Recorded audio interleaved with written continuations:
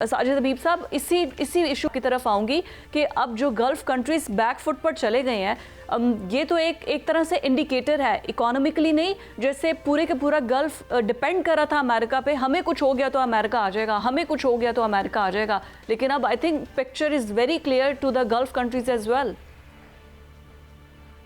बिल्कुल, इनकी देखिए मिथ टूट गई है कि आयरन डोम जो अमेरिका ने इनके लिए बनाया है वो इनको बचा लेगा। और मैं तो हमेशा कहता हूं कि इनको अब कम से कम समझ आ जानी चाहिए कि अरब जमीन के ऊपर कोई भी अमेरिकी फौजी इनकी हिफाजत के लिए नहीं, वो इसराइल की हिफाजत के लिए है।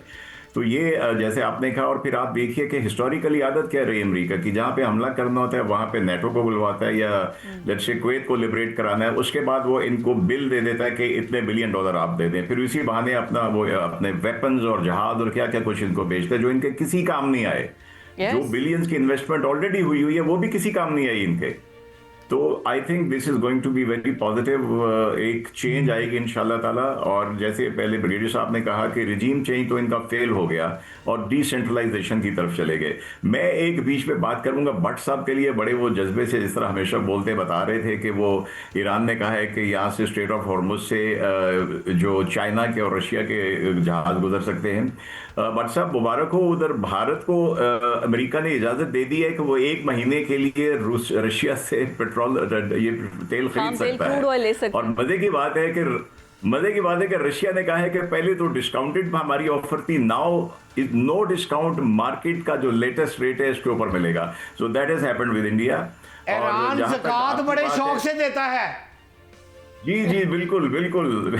तो मैंने कहा ये भट्ट साहब के साथ शेयर करना जरूरी है कि अब रशिया उसको डिस्काउंट के ऊपर देगा। और बिल्कुल आई थिंक ये बहुत बड़ा हिट होगा इनके लिए, फिदा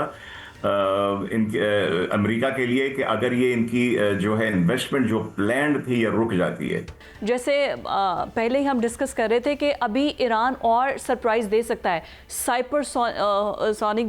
हाइपरसोनिक जो मिसाइल सिस्टम है वो, और पूरा जो दिफाई निज़ाम सब कुछ उन्होंने उड़ा के रख दिया है। रशिया की पूरी सपोर्ट है, सैटेलाइट की तरह से जासूसी हो रही है। तो अभी गल्फ कंट्रीज के अलावा अमेरिका और इजराइल के लिए क्या सरप्राइज हो सकता है उनके दिफाई निज़ाम को देखते हुए ईरानियन? आई थिंक उस पर बिल्कुल आते हैं। एक छोटा सा कमेंट, ये आज मैं इंडियन प्रोग्राम में था, टाइम और शाम को आएगा, तो वहाँ पे डिस्कशन हो रही थी। मैंने कहा जी ये विश्व गुरु से विश्व चेले का सफर कैसा रहा, बिकॉज यूएस जो सेक्रेटरी हैं उसके कॉमर्स के, उन्होंने कहा कि बड़ा अच्छा बच्चा, एक्चुअली तो उन्होंने कहा हमारा बगल बच्चा है, कि हमने कहा कि बंद कर दो तेल लेना रशिया से, बंद कर दिया। जब हमने कहा अभी ले लो तो आई थिंक इस पर बड़ी बहस हो रही है कि भारत का स्टेटस जो है वो किधर गया। बाकी I think I agree with master साहब ने जो बात की है कि बेसिकली जो एक तो स्ट्रेटजी थी, रेजिलियंस थी, और अभी आई थिंक जो हाइपरसोनिक सिस्टम अभी तक नहीं आए। अभी ये दिस इज अ रिपोर्ट जो कल एक बहुत बड़ी डिस्कशन हो रही थी, I think it was 2 America के बड़े डिफेंस एनालिस्ट हैं, MIT यूनिवर्सिटी के प्रोफेसर साहब, मुझे भी नाम भूल गया उनका, तो उन्होंने बड़ा अच्छा एनालिसिस किया है कि जो इजराइल पर स्ट्राइक थी और गल्फ में कि किस तरीके से they have defeated the system, तो बहुत डिटेल में गए थे। एंड ही वाज सेइंग कि अगर हाइपरसोनिक कभी आना शुरू होती है कैटेगरी, तो इट विल बी डेवास्टेटिंग, या शायद this will be a final blow to Israel. आपको पता है इजराइल के अंदर से खबरें नहीं आती, बड़ा मुश्किल से है कि वीडियो वगैरह निकलती हैं। लेकिन अभी एक और जो बड़ा चैलेंज इजराइल को, इवन गल्फ मालिक होगा, वो पानी का होगा। देखें तेल के बगैर भी आप चल सकते हैं, बट आपको पता है सारे डिपेंडेंट है डिसैलिनेशन प्लांट्स और एटलीस्ट 70% है, लाइक इजराइल का आई थिंक 70% और वो भी हिट हुए हैं। तो कह रहे कि अगर ये प्रोलॉन्ग करती हफ्ते बाद तो इधर जो है ना पानी की बोतल भी मिल लोगों को। एग्जैक्टली और अभी जो लेटेस्ट जैसे आप कह रहे हैं कि अगर ईरानियन $1 नुकसान पे है ना, तो अमेरिका तकरीबन 28%, उसी के $28 नुकसान पे है। अब इसी को आप कन्वर्ट कर दें बिलियंस में, तो अमेरिकन इकोनॉमी इस तरीके से डिस्टर्ब हो रही है। अच्छा, एक हम ईरान की तो डिस्कस कर रहे हैं, अफगानिस्तान को लेट्स नॉट इग्नोर दैट। हमारा जो ऑपरेशन गज़ब लिल हक चल रहा है भट्ट साहब, उसमें हम बड़े मार्के फ़तह कर रहे हैं। हमने उनकी तकरीबन कितनी चौकियां फ़तह कर ली हैं, फिर उसके बाद हमने कितने जो ठिकाने थे, तकरीबन 500 से ज़ायद उनके जो सेफ होम्स बने हुए थे, हेवन्स बने हुए थे, उनको टारगेट करके हमने तबाह बर्बाद कर दिया है। इंडिया फिर जितना मर्जी चीखता रहे, और हमने तो बल्कि मैं तो एक अजीब व गरीब, मैं इंडियन मीडिया पे हैरान होती हूँ, वो कहते हैं जी अफगानिस्तान ने पाकिस्तान पे अटैक कर दिया है, लेकिन प्रूफ कोई नहीं है। बात ये है कि आप जरा गौर करें कि हम अफगानिस्तान से जंग हो रही, क्यों हो रही? अफगानिस्तान से साडा भाई है, अफगानी तो मेरे भाई हैं। रजीम प्रॉब्लम कर रही है ना। अफगानिस्तान दहशतगर्द तंजीमों का मरकज बन चुका है।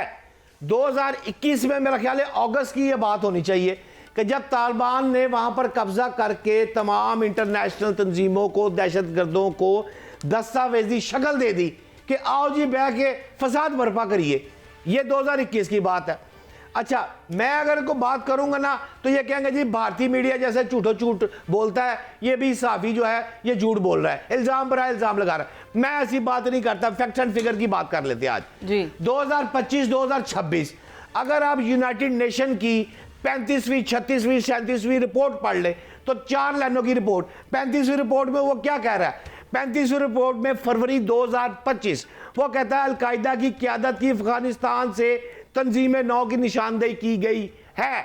वो कहता है 36वीं रिपोर्ट में जुलाई 2025 में तहरीके तालिबान पाकिस्तान TTP को ज्यादा आज़ादी मिलने और तालिबान की इंतजामी सहूलतकारी अफगानिस्तान रजीम कर रही है। वो कहता है 37वीं रिपोर्ट में अफगानिस्तान से सरहद पार हमलों में इजाफा और इस्लामाबाद कचहरी वाले हमले का जिक्र यूनाइटेड नेशन कर रहा है, मैं नहीं कर रहा। ये तो फैक्ट्स दे दिया ना उन्होंने, वो दे रहा है। हाँ। अगर आप सिगार की बात कर ले तो सिगार कह रहा है कि 6000 से 6500 TTP जंगजू मौजूद है। यस। अरे यार, आप डेनमार्क की बात कर ले, वो कह रहा है। आप शंघाई तावन तंजीम की बात कर रहे तो वो कह रहा है अफगानिस्तान को दहशतगर्दी जो है वो महफूज पनाहगाहें वहां है। अच्छा, आखिरी 4 लाइनें। दुनिया कह रही है, मैं नहीं कह रहा, फैक्ट एंड फिगर बोल रहे हैं, शंघाई बोल रही है, डेनमार्क उनका पुपी का बच्चा वो भी बोल रहा है, मैं नहीं कह रहा।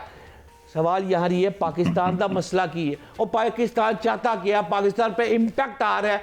क्या इम्पैक्ट आ रहा है? हम कहते क्या है? ओए हम तो सीधी बात 4 लाइनों में करते हैं भाई, आप दहशतगर्दी की सरपरस्ती की पॉलिसी तर्क कर दे, दहशतगर्दी को नजरियाती और मजहबी तौर पर आप रद्द कर दे।